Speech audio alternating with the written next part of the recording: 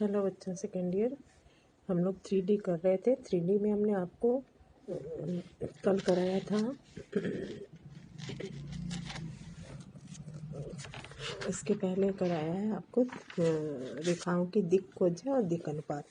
आज हम करा रहे हैं रेखा अंतरिक्ष में रेखा का समीकरण। अब अंतरिक्ष में एक बिंदु से जाने वाली बहुत सारी रेखाएं हो सकती हैं, इसलिए एक बिंदु से जाने वाली उस रेखा का समीकरण ज्ञात करना है जो दिए गए सदिश के समांतर एक बिंदु से जाने वाली रेखा। यानी दो चीजें दी गई हैं, एक बिंदु दिया है ए बिंदु, देखो, जिसका स्थित सदिश हमें दिया गया है ए वेक्टर, और एक वेक्टर दिया गया है बी वेक्टर। ये रेखा, कई सारी रेखाएं हो सकती थी ए बिंदु से जाने वाली, लेकिन हमें वो रेखा चाहिए जो इस दिए गए वेक्टर के समांतर है। तो हमें दो चीजें दी हैं, एक सदिश बी वेक्टर और एक बिंदु जिसका स्थित सदिश ए वेक्टर है। तो हम रेखा जो है एक बिंदु पथ है, तो अगर इस ए बिंदु से जाने वाली रेखा लेते हैं तो ये कई सारे बिंदु हैं। ये पी बिंदु एक हम मान लेते हैं, वो कहीं भी स्थित हो सकता है। ये हमने यहाँ माना, ये भी पी बिंदु है, ये भी पी बिंदु है। इसका स्थित सदिश आर वेक्टर हम मान लेते हैं। तो माना रेखा पर एक चल बिंदु, इसको चल बिंदु कहेंगे, वो यहाँ कहीं भी हो सकता है। तो स्थित सदिश इसका आर वेक्टर है।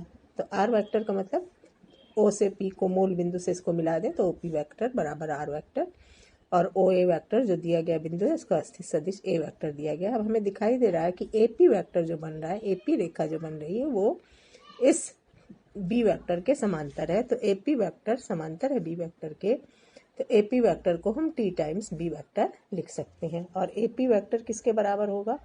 पी का स्थित सदिश माइनस ए का स्थित सदिश, यानी आर माइनस ए हो जाएगा, is equal to T times B. तो R vector is equal to A plus T times B vector. ये रेखा का समीकरण है जो कि सदिश समीकरण रेखा का कहलाता है। R vector is equal to A plus T times B vector. इस सूत्र में आर वेक्टर क्या है? एक दिए गए बिंदु, चल बिंदु का स्थित सदिश। ए वेक्टर एक बिंदु जिससे होकर रेखा जाती है। बी वेक्टर जिस सदिश दिए गए सदिश के रेखा समांतर है वो बी वेक्टर है। टी कोई भी अदिश राशि है जिससे हम गुणा करेंगे। अब इसी समीकरण को हम कार्तीय रूप में करेंगे, तो हमें इन सब का स्थित सदिश वियोजित भाग के रूप में चाहिए, यानी इस ए बिंदु का निर्देशांक चाहिए। तो माना दिए गए बिंदु का निर्देशांक a1 a2 a3 है। इसका मतलब ओ ए वेक्टर बराबर a1 i cap plus a2 j cap plus a3, और बी वेक्टर जो है वो भी घटक के रूप में दिया है, b1 i cap plus b2 j cap plus b3 k cap. इसी सदिश समीकरण में हम आर वेक्टर को, जो चल बिंदु था p, उसका स्थित सदिश p वेक्टर मान लेते हैं। एक बिंदु है OP वेक्टर, ये एक्स आई प्लस वाई जे प्लस जेड के है, यानी p का जो निर्देशांक है वो एक्स वाई जेड है। अब ए पी वेक्टर, इसी में हम आर वेक्टर की जगह एक्स आई प्लस वाई जे प्लस जेड के रख देंगे, इज इक्वल टू, या minus r vector minus a vector कर ले, या तो इसको इधर ला के प्लस कर लेंगे, A plus T times B करें, या R minus A is equal to T times B. तो यहाँ हमने R minus A is equal to T times B vector किया। X I plus Y J plus Z K is equal to minus A one I plus A two J plus A three K is equal to T times B one I plus B two J plus B three K. तो R minus A यहाँ से निकालेंगे, X minus A one I cap, Y minus A two J cap plus Y minus Z minus A three K cap is equal to T times B one I plus T times B two J. अब दोनों तरफ के आई जे के घटकों की तुलना करें तो X minus A one is equal to T times B one, तो टी का मान यहाँ से एक्स माइनस ए वन अपॉन बी वन निकलेगा। Y minus A two is equal to T times B two, तो टी का मान यहाँ से Y minus A two upon B two. Z minus A three is equal to T times B three, तो T is equal to Z minus A three upon b three. तो ये तीनों टी आपस में बराबर होंगे, यानी x minus A one upon B one is equal to y minus A two upon B two is equal to Z minus A three upon b three. ये रेखा का कार्तीय समीकरण होगा। इसी तरह से दो बिंदु से जाने वाली रेखा का हमें सदिश समीकरण निकालना है और कार्तीय समीकरण निकालना है। उसी के आधार पर हम चलते हैं पीछे। उसमें एक सदिश अलग से दिया गया था, यहाँ दो बिंदु दिए गए हैं, दो बिंदु से एक ही रेखा केवल जा सकती है, इसलिए अलग से और कोई किसी प्रतिबंध की जरूरत नहीं है। तो ए और बी दो बिंदु दिए गए हैं जिनके स्थित सदिश ए वेक्टर और बी वेक्टर हैं। इनसे जाने वाली रेखा पर हमने एक चल बिंदु P ले लिया जिसका स्थित सदिश R वेक्टर है। फिर वही चीज़ें हम लगाएंगे AP वेक्टर, चूँकि वहाँ B वेक्टर अलग से दिया गया था, यहाँ AP वेक्टर पर ही AB वेक्टर है। AP वेक्टर समांतर है AB वेक्टर के।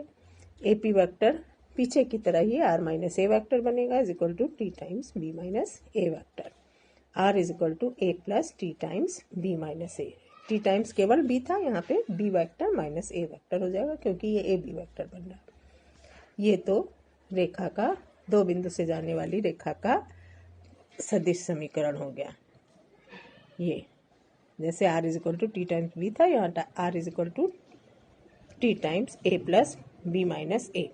अब इसी को दो बिंदु से जाने वाली रेखा का जब कार्तीय करेंगे तो R का भी हम घटक लेंगे एक्स आई कैप प्लस वाई जे कैप प्लस जेड के कैप। उसी तरह से ए बिंदु और बी बिंदु के निर्देशांक हमारे हो गए A1 A2 A3, यानी ओ ए vector A1 i cap plus A2 j cap plus A3 k cap. O B vector हो गया B1 i plus B2 j plus B3 के कैप। और ए बी रेखा पर एक चल बिंदु हम P मान लेते हैं जिसका निर्देशांक एक्स वाई जेड है, तो OP vector is equal to x I plus Y J plus Z k. पीछे की तरह ही AP वेक्टर यहाँ समांतर हो जाएगा AB वेक्टर के, तो AP वेक्टर को T टाइम्स AB वेक्टर लिख सकते हैं।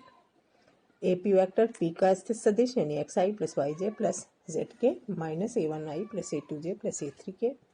AB T times B1 i plus B2 j plus B3 k minus A1 i plus A2 j plus A3 के।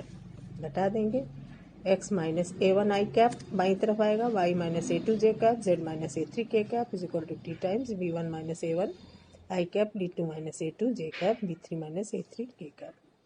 तो i का गुणांक बराबर कर ले तो x minus A1 is equal to T times B1 minus A1 T is equal to x minus A1 upon B1 minus A, y minus A2 is equal to T times B2 minus A2 T is equal to y minus A2 upon B2 minus A2। इसी तरह से z minus A3 is equal to T times B3 minus A3 T is equal to z minus.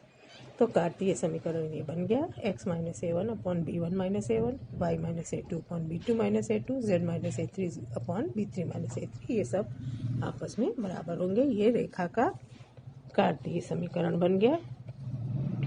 अब इसी पे based question है, दो question हम कर लेते हैं। एक बिंदु से जाने वाली, एक बिंदु 5 2 -4 दिया है, जाने वाली रेखा का सदिश और कार्तीय दोनों समीकरण निकालना है। ए वेक्टर है 5i प्लस 2j माइनस 4 के, B vector 3i plus 2j minus 8 k. A p vector is equal to T times B vector है ना। ये चाहे डायरेक्ट इसमें रख दो, r is equal to A plus T times B vector, a vector plus T times B vector. A vector की जगह उसका मान 5i plus 2j minus 4 k plus T times 3i plus 2j minus 8 k. तो ये समीकरण हो गया r vector is equal to 5i, इस फॉर्म में आ गया।